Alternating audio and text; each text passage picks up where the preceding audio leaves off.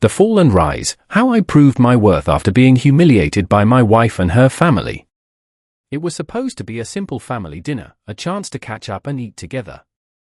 But as I walked through the door of Samantha's house, something in the air was different. Emma, my wife, barely glanced at me, her eyes glued to her phone. The moment we arrived, I could feel the tension, thick and suffocating. I tried to ignore it, but as the night went on, it became clear they were all watching me. Judging me. I'd seen it before, quiet little glances, whispers behind my back, the mocking smiles. Jordan, Samantha's husband, was the worst of them all. The smug look on his face when he saw my old Honda parked outside spoke volumes. He wasn't even trying to hide his amusement. "You know," he said loud enough for everyone to hear, "real men take care of their families. They don't just sit around dreaming about business plans." It stung. But I didn't bite. I stayed quiet, trying to focus on anything but the weight of their judgment. But then Emma did something that no one expected. She stood up, her voice shaking, and threw our bank statement on the table, the one with the missed mortgage payment. She didn't even give me a chance to explain. "Look at this," she said, her eyes filled with anger. "We almost lost our house because of him. He can't even keep a job. I'm working doubles, and he's sitting at home planning some fantasy business." The room went silent.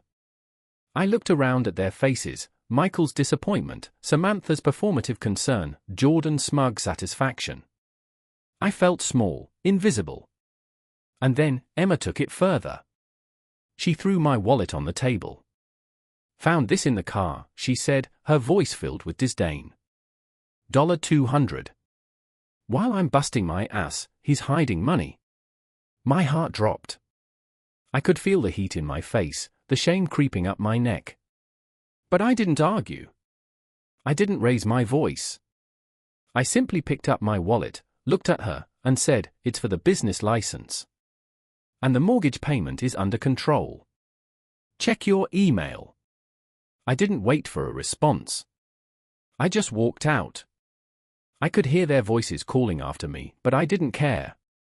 The sting of their words still hung in the air, but I wasn't about to fight them in that moment. I had a bigger plan. I got into my Honda, slammed the door, and drove off, trying to shake off the feeling that I didn't belong there anymore. It wasn't the first time I'd felt humiliated by them. But something had shifted inside me that night. I wasn't defeated. I was done letting them make me feel like I was less than I was. The worst part? I was just getting started.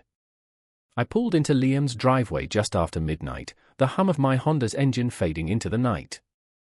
The familiar sight of his auto repair shop, tucked away in the corner of town, felt like the last place I wanted to be. But it was the only place I could go. Liam had offered me a bed for the night, a roof over my head while I sorted myself out. The house was quiet, save for the faint clinking of tools from his shop. I tossed my jacket on the couch and sat there for a long time, staring at the walls, listening to the silence. It was the kind of silence that makes you confront everything you've been avoiding. All the mistakes. All the moments I let Emma and her family walk all over me. I couldn't shake the words Emma had thrown at me. Failure. Fantasy business. Can't even make the mortgage. But the more I thought about it, the more I realized something. It wasn't the missed mortgage payment that bothered them. It wasn't about the money. It was about their lack of faith in me. They saw me as nothing more than a dreamer, someone who couldn't provide, couldn't keep up. The truth hit me like a freight train. It wasn't my failures they were judging. It was my potential. They didn't believe I could ever make something of myself. That night, I couldn't sleep. My mind was racing with ideas, strategies, and plans. I wasn't just going to sit here and feel sorry for myself. I wasn't going to let Emma's family define me. I had a business idea. I had dreams. And more importantly, I had the knowledge to make them work. I spent the next few days holed up in Liam's spare room, diving into online business management courses, learning about construction finances, and refining my business plan. I wasn't just learning to survive, I was learning to thrive. I couldn't afford to waste any more time. The world had already written me off as a failure, but I wasn't done yet. They hadn't seen what I was truly capable of. And I was damn sure they wouldn't forget it once I got started. The more I worked, the more confident I became. Every time I looked at my old Honda parked outside, I wasn't reminded of the mockery. It became my symbol. A symbol of resilience, of not succumbing to the pressure. Meanwhile, I started paying closer attention to the people who had been mocking me. Jordan, with his flashy new car, was the worst of them all. Always so proud of his wealth, always acting like he had it all figured out. But something told me it was all a front. So, I dug. And what I found? Jordan wasn't as successful as he let on. His business practices were shady at best, cutting corners, using unlicensed workers, and charging customers for work that was never done. He wasn't the successful businessman he pretended to be. He was a fraud. And Samantha? She acted like she had everything under control, but behind that perfect smile was a woman who had no clue what was going on. I started to realize that the people who'd been mocking me all this time weren't so perfect after all. They had their own skeletons hiding in the closet, and I didn't need to stoop to their level to prove I was better than them. All I needed to do was keep working, keep pushing forward, and prove them wrong in the most satisfying way possible, with success. Before I share what happened next, the moment that left an entire room of people speechless, I want to connect with you, my amazing viewers. Where are you watching from? Drop your country's flag in the comments below. And if you've ever had to fight for something you believe in, hit that like button, because this story is just getting started. Trust me, you won't want to miss what comes next. It didn't happen overnight. The success I dreamed of, the respect I craved, it all took time. But every day, I got a little closer. Every early morning spent working on estimates, every late night studying financial reports and client contracts, it was all starting to pay off. The first real breakthrough came unexpectedly. I was sitting in Liam's shop when my phone rang. It was a number I didn't recognize. I hesitated before picking it up. "Hello, is this Alex?" a man's voice asked. "I'm Tom Wilson. We've got a problem with some renovations that were done on our house. A friend of mine recommended you. Said you might be able to fix it." I was stunned. A job. An actual paying job. I quickly gathered my thoughts. Of course, I can take a look at it. What seems to be the problem? The Wilsons had been clients of Jordan's. But their new kitchen, fancy, expensive, the kind of job Jordan always bragged about, was falling apart after only 6 months. The countertops were cracking, the floors were uneven, and the plumbing was a disaster. Jordan had been the one who promised them the world, but now they were dealing with the consequences of his shortcuts. I couldn't believe my luck. This was my chance. I immediately scheduled a meeting and got to work, meticulously inspecting the site and making sure everything was up to code. I pulled out my phone and started taking notes, marking everything that needed fixing. I couldn't afford to miss a single detail. My reputation was on the line. The job wasn't easy, but I didn't mind. I wasn't cutting corners. I was doing the work right, every single detail mattered. Over the next few weeks, I fixed the kitchen, replaced the faulty plumbing, and ensured everything was up to the highest standards. When the Wilsons saw the results, their faces lit up. They couldn't believe the difference. "Thank you, Alex. You did exactly what we needed. We'll be telling everyone about you," Mrs. Wilson said as she handed me the final payment. That was my first big win. And just like that, the phone started ringing more and more. Word spread fast, and soon enough, I was getting calls from people who had heard about my work. It wasn't long before I started building a solid reputation in town for quality and reliability, two things Jordan never bothered with. Meanwhile, Emma kept calling. Her voice on the other end was always filled with apologies, asking if we could talk. She said she didn't understand what I was doing, that she didn't know about my business plans. She wanted to fix things. But I didn't respond. I couldn't. I wasn't the same person anymore. I wasn't the man who needed to explain himself to her, or anyone else. I had a business to run. I had a future to build. The more successful I became, the clearer it became that my success spoke louder than any apology or explanation could. Each project I completed, each satisfied client, added fuel to my fire.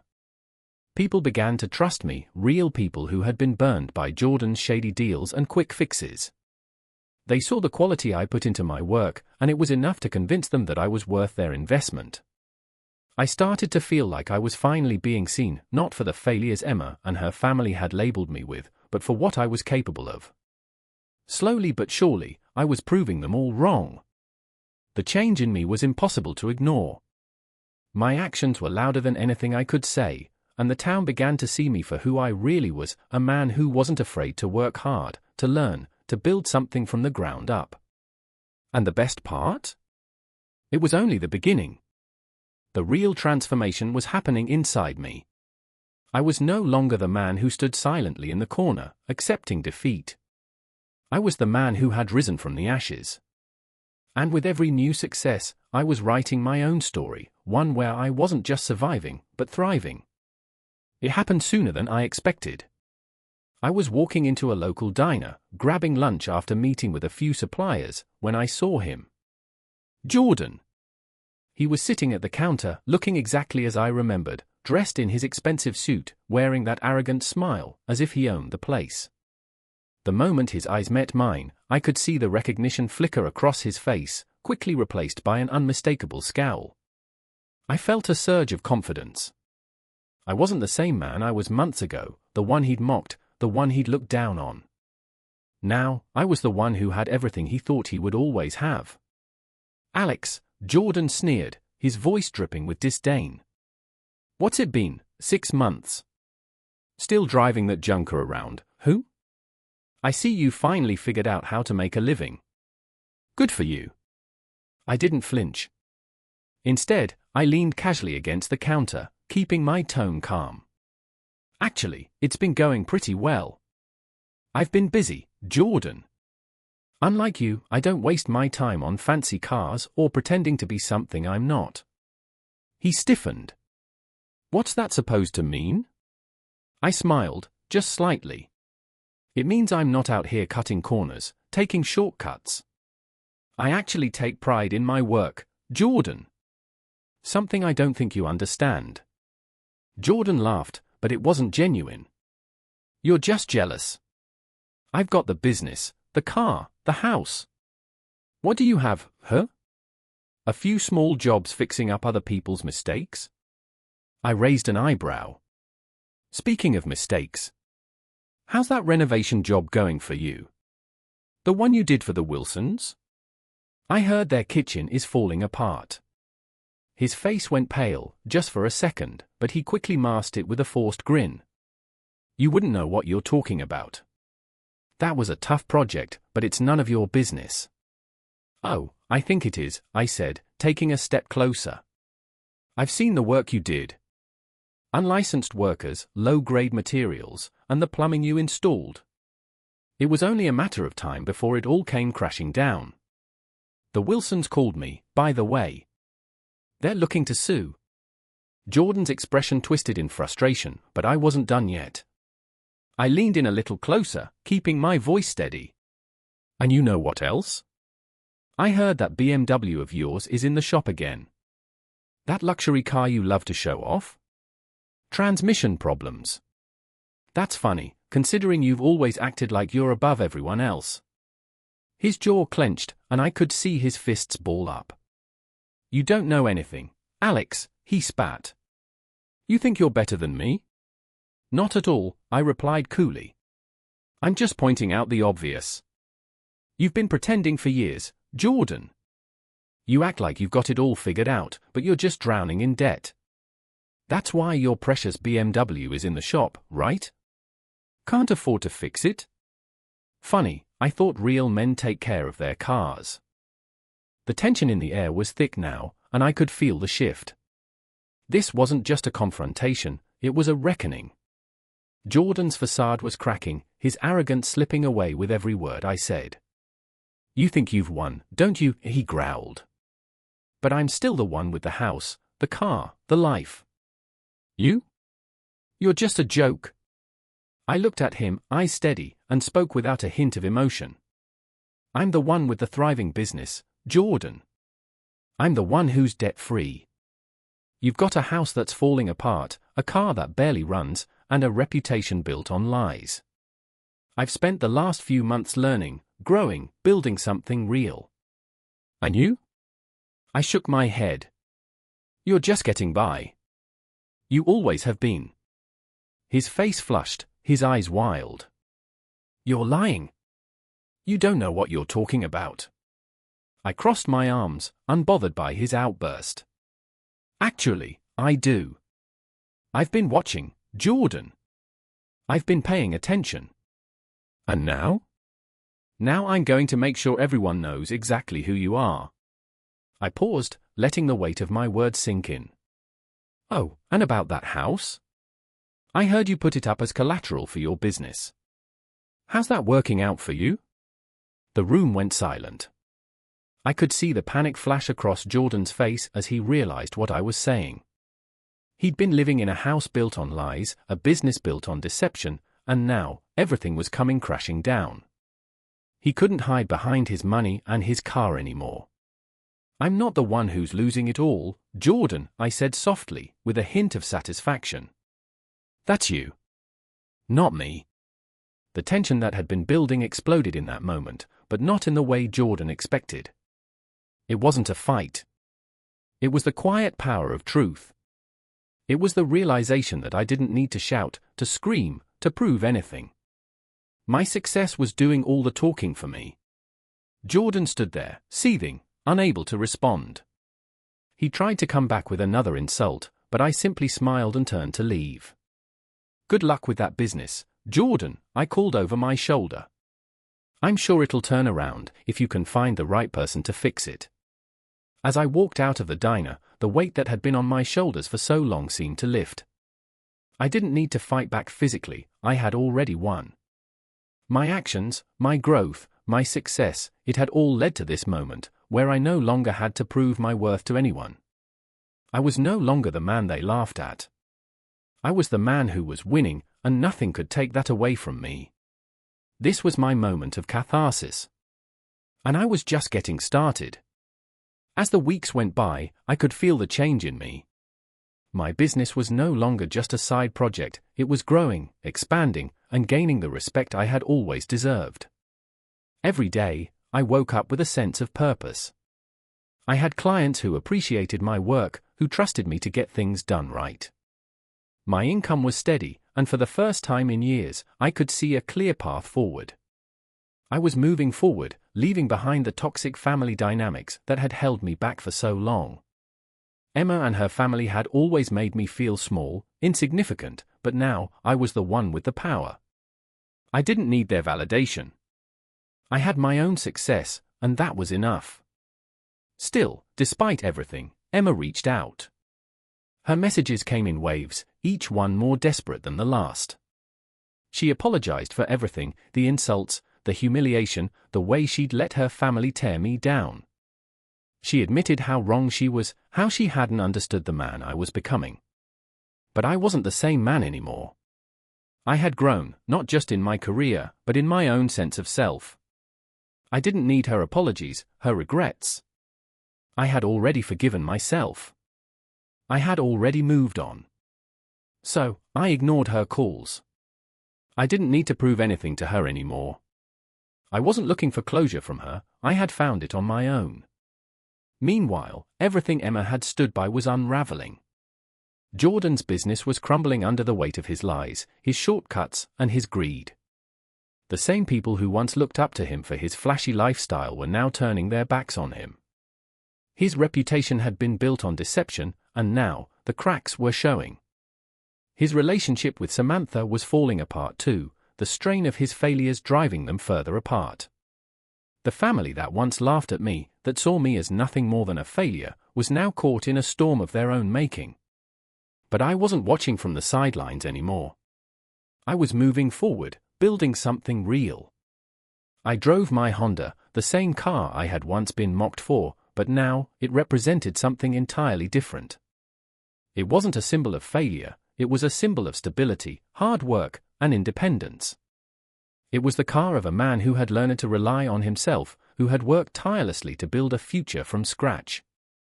I didn't need a fancy car or an oversized house to prove my worth. My success wasn't about wealth or status, it was about self-respect and integrity. I had earned every penny, every bit of recognition, on my own terms. And as I looked at my thriving business, my satisfied clients, and my debt-free life, I felt something I hadn't felt in a long time: peace. Before I share the next chapter of my journey, the moment that made everything I had worked for feel even more real, I want to connect with you, my incredible viewers. Where are you watching from? Drop your country's flag in the comments below. And if you've ever fought for something you believe in, hit that like button, because this story? It's just getting started. You don't want to miss what comes next.